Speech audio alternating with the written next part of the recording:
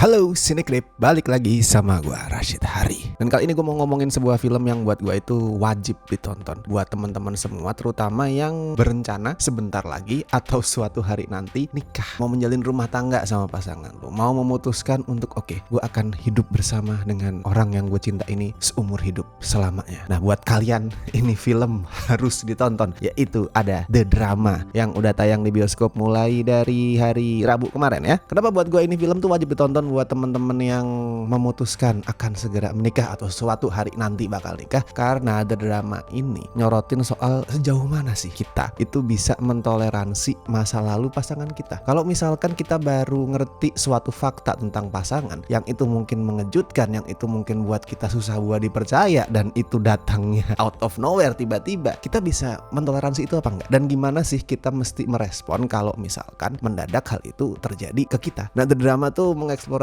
hal yang buat gue tuh relevan banget dan sangat-sangat ruwet dan sangat-sangat kompleks, tapi penting juga buat kita semua tuh tahu. Jadi di sini yang mau nikah itu adalah Emma yang diperanin Zendaya dan Charlie yang diperanin Robert Pattinson. Seminggu lagi mereka bakal nikah dan semua persiapan itu udah dijalankan, including speech ya. Jadi Charlie sama Emma ini lagi nyiapin speech untuk satu sama lain, dan yang kita lihat banget prosesnya adalah si Charlie, dia bikin speech dengan dibantu sama sahabatnya Mike namanya, dan di speechnya itu Charlie masukin banyak hal yang dia itu suka tentang Emma, termasuk soal pertemuan pertama mereka yang awkward, tentang hal-hal yang pernah mereka alamin berdua. Nah si Emma bingung tuh karena dia ngerasa wah gue nggak boleh masukin cerita yang sama dong kayak Charlie, awkward nanti jadinya di saat lagi wedding terus tiba-tiba Charlie-nya ngomong soal pertemuan pertama gitu misal, and then Emma suruh speech ngomongin soal hal yang sama. Si Emma bingung di situ, dia mesti cari peristiwa lain buat dibahas di speech dia. Cuman masalahnya si Charlie ini, si mas-mas gendeng ini, dia tuh nggak cukup peka buat sadar sama kebingungannya si Emma. Pasti Emma ngomongin soal itu, dia nanya, kamu mau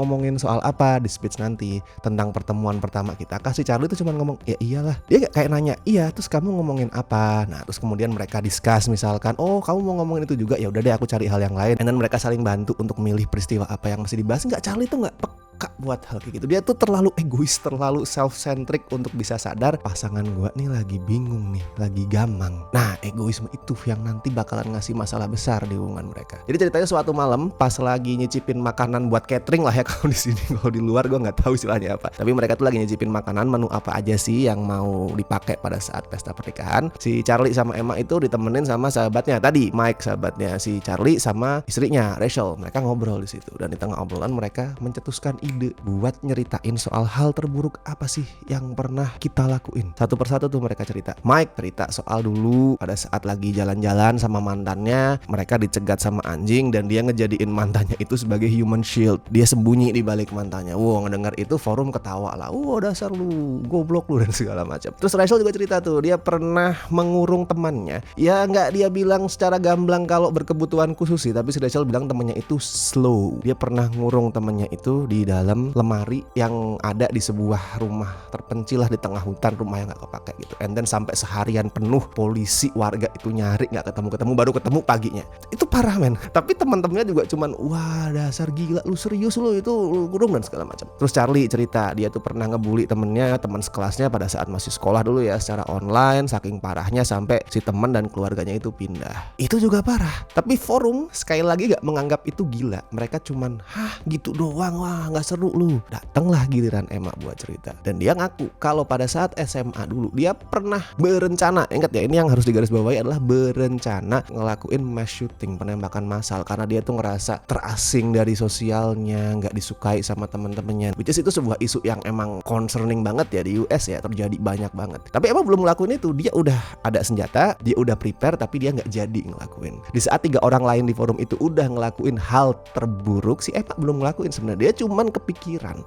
Tapi reaksi orang-orang langsung, si Rachel itu langsung marah-marah karena sepupu dia itu ada yang jadi korban penembakan sampai harus duduk di kursi roda. Dia bilang lu kok bisa sih kayak gitu, gue tuh kecewa sama lu. Si Charlie cuman pelongo-pelongo, kamu serius gitu. Wah, dan dari situ kacau semuanya. terutama pemikirannya si Charlie ya. Si Charlie itu udah langsung hari-harinya tuh diisi sama asumsi-asumsi dan tindakan-tindakan yang Emma pernah lakuin yang dulu tuh dia anggap kayak ya udah sepele aja, remeh, kayak misalkan di tengah jalan ada orang nyetir ugal-ugalan terus si Emma tuh marah-marah, mata lu di mana gitu. Sekarang di pikirannya Charlie itu udah kayak wah jangan-jangan itu karena si Emma psycho kali. Dan banyak lagi lah pokoknya asumsi-asumsi lain yang di sini tuh digambarin dengan lumayan absurd ya, karena yang nyutradarain kan Christopher Borgli ya, dia emang terkenal dengan pengadeganan surreal kayak sebelumnya tuh di Dream Scenario itu kan surreal banget tuh, aneh banget. Nah di sini lu akan lihat pemandangan absurd yang mirip lah soal imajinasi, fantasi, asumsi yang ada di kepalanya Charlie. Tapi sebenarnya buat gue yang Charlie rasain itu make sense loh, perasaan insecure, perasaan nggak percaya pada saat lu tiba-tiba tahu kalau pasangan lu itu punya sisi lain yang selama ini dia rahasiain dan lu mendadak tahu soal itu sebenarnya make sense, natural, wajar. Nah yang kemudian terjadi yang disorotin sama film ini adalah gimana proses si Charlie untuk berusaha memahami itu, dan itu proses yang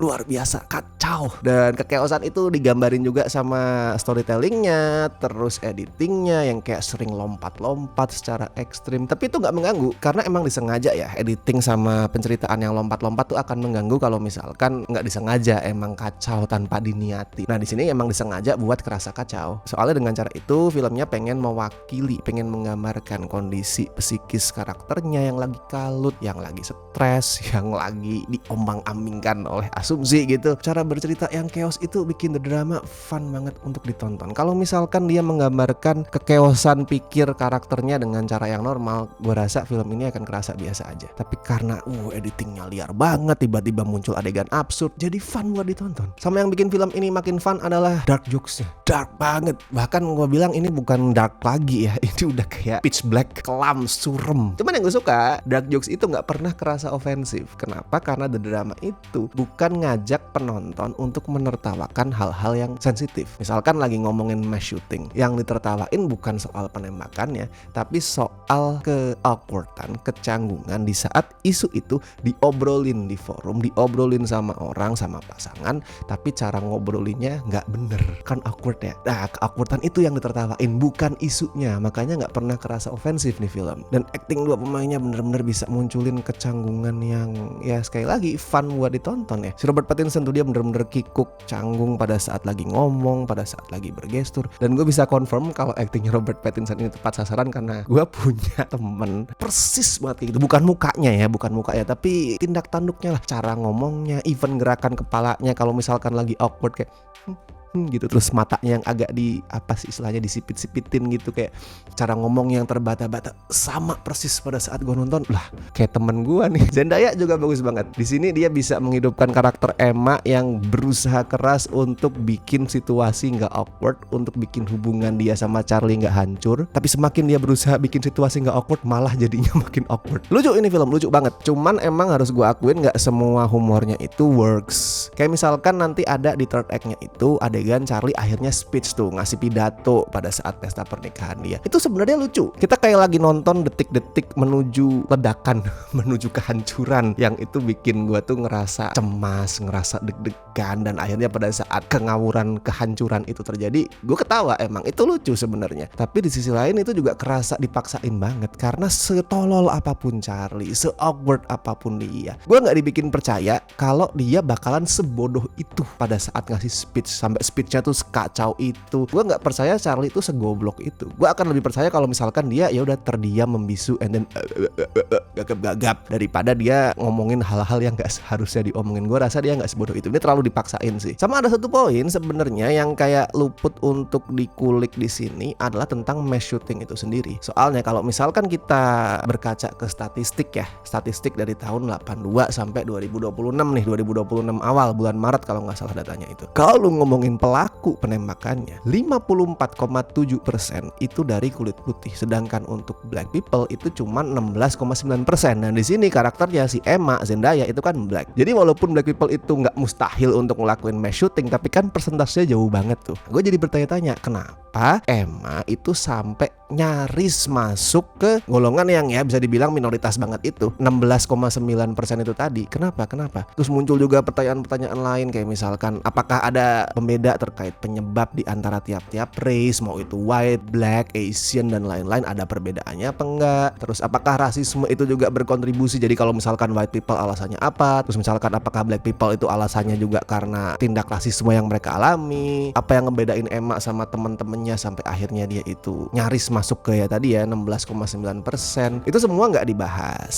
Padahal gue yakin ada sesuatu yang esensial banget di situ. Cuman ya buat gue itu bukan masalah gede sih, karena emang The Drama kan tujuannya bukan mengeksplor urusan penembakan itu sendiri. Kalau misalkan dia emang secara spesifik pengen ngomongin mass shooting terus semua itu nggak dieksplor, nah itu kelemahan besar. Tapi di sini fokus utamanya bukan di isu penembakannya, tapi di soal gimana sih kalau misalkan lu mengetahui suatu hari secara tiba-tiba kalau pasangan lu itu punya rahasia kelam. Sejauh mana lu bisa menerima sisi lain, sisi gelap dari orang yang lu rasa, yang lu anggap adalah cinta sejati lu. Itu yang lebih ditekanin. Jadi pada saat isunya nggak dieksplor dengan sebegitu dalam, walaupun gue bertanya-tanya, gue nggak merasa itu sebagai kelemahan yang parah. Oke, so kalau buat The Drama skornya akan gue kasih 8 dari 10. Mantap. So far ini salah satu film paling asik yang gue tonton tahun ini. Jadi silakan dicek di bioskop ya, karena gue rasa ini layarnya juga nggak terlalu banyak. Mungkin pada saat review ini naik di kotak lo bisa jadi udah hilang juga, gue nggak tahu. Tapi kalau misalkan masih ada, silakan ditonton. Dan thank you banget buat teman-teman yang masih setia join membership Cinecrip, terutama beliau-beliau berikut ini dari Tier Besti, La Familia. Thank you banget pokoknya. Oke, gue Rashid Hari, sampai ketemu di review-review berikutnya.